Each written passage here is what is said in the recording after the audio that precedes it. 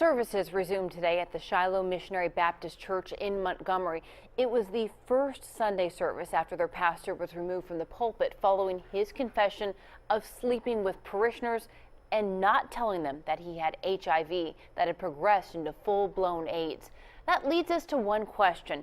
Is knowingly infecting someone with HIV a crime? Our Lillian Lalo joins us live in studio with the answer.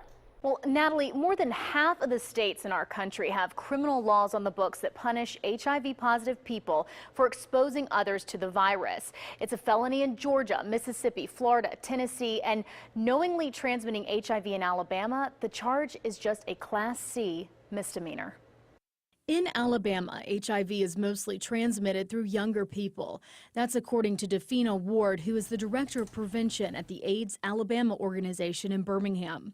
You know, most people who are newly diagnosed with HIV are under the age of 35, and someone can be positive and not have any symptoms, and they can still transmit the virus. That's why Ward says it's critical for everyone to understand the very real risk of contracting and transmitting the virus. Ward says the Montgomery case of the pastor potentially infecting more than 24 members of this congregation is a perfect example of how anyone can get the virus. So I think there's this misconception that bad people get HIV, and that's not the case. Good or bad, it's still a crime. However, in Alabama, knowingly transmitting the HIV virus to another person is not a felony.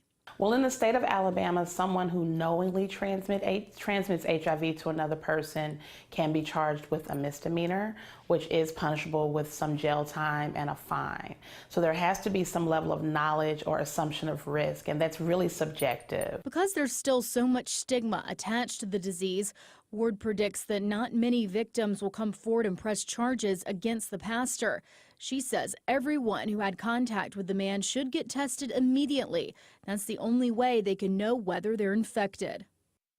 Now, Ward says it's critical to always protect yourself against HIV. If you suspect you could have been exposed to the disease, there are multiple places in Alabama that offer free testing, including AIDS Alabama. Now, we have their contact information posted at WIAT.com.